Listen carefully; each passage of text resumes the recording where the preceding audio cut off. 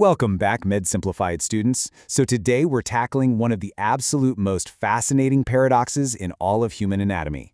Just think about the skeletal system for a second. It's built from rigid, hardened bone that's designed to bear weight and take on incredible physical stress. And yet, despite being made of such stiff, unyielding material, the human body somehow pulls off this incredibly dynamic, graceful range of movement. It's kind of crazy when you think about it. How exactly does a rigid skeleton achieve such dynamic movement? Well, the secret doesn't actually lie in the bones themselves. It's all about the connections between them. Understanding and categorizing those connections is absolutely crucial if you want to master the skeletal system. And that brings us to joints. By definition, a joint is literally just the site where any two or more bones articulate, or, come together. But to truly grasp how these articulations work, we can't just look at them as one big muddy concept. We've got to split our thinking into two completely distinct pillars. First, what are they physically made of? And second, how do they actually perform? So here's our game plan for this explainer. First, we'll dive into the structural classifications, then we'll look at the functional classifications, and finally, we'll put it all together and see what happens when structure meets function. All right, let's jump right into part one, structural classifications. For this part, I kind of want you to put on your engineer's hat. We're going to focus entirely on the physical glue that's holding the bones together. Anatomists actually divide these building materials into three main structural categories. We've got fibrous connective tissue, cartilage, and fluid-filled joint cavities. First up on that list, we have the fibrous joint. In this setup, the adjacent bones are directly linked together by some incredibly tough, dense, fibrous connective tissue. And because this material is just so densely packed and rigid, it generally permits absolutely no movement. Seriously, think of it as the body's ultimate biological superglue, used for areas where bones need to stay permanently locked together. Moving right along, we hit the cartilaginous joint. Now, instead of that stiff fibrous tissue, the bones here are joined by a pad of cartilage, specifically either hyaline cartilage or super tough fibrocartilage. It's basically a heavy-duty biological shock absorber. It gives you a really strong union between the bones, but it still has just enough give to absorb those heavy compressive forces. And then we have our third category, the synovial joint. Honestly, this one is a brilliant piece of biological engineering. Unlike the other two, the articulating surfaces of the bones here aren't directly stitched together by any solid tissue. Instead, they're enclosed in a fibrous capsule that contains a fluid-filled space. This thick, sticky synovial fluid sits in there and separates the bones, kind of like how a thin layer of water can separate two panes of glass. Okay, so that's the structural side. Let's shift gears to part two, functional classifications. You can go ahead and take off that engineer's hat now and swap it for your physiologist's hat, because we are now focused entirely on the degree of mobility.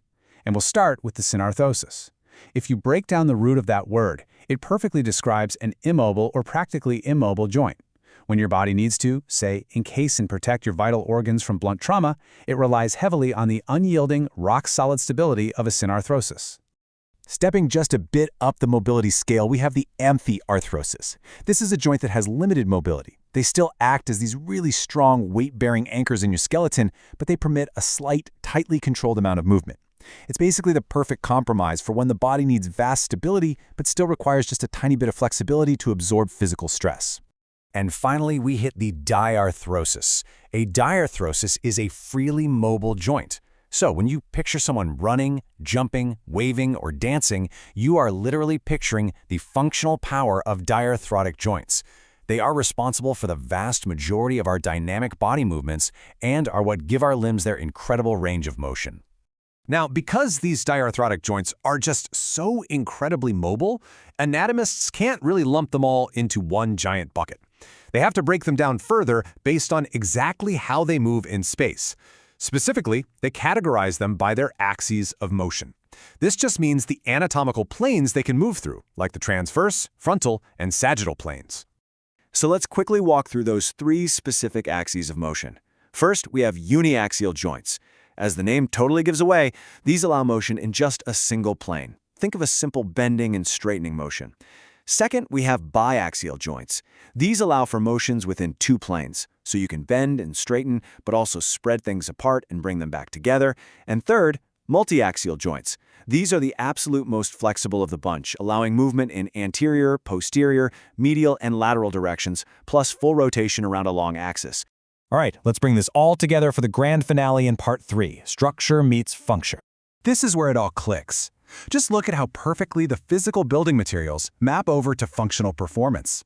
Notice how fibrous and cartilaginous joints, the ones physically held together by solid tissues, are functionally restricted to being either a synarthrosis or an amphiarthrosis. They just don't have that much give.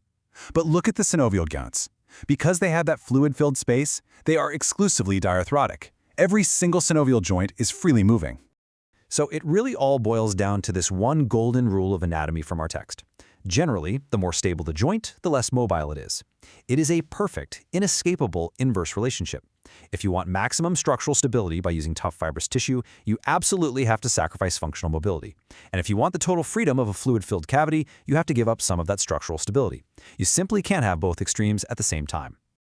As we wrap up this explainer, I want to leave you all with a final thought, specifically for my Med Simplified students out there.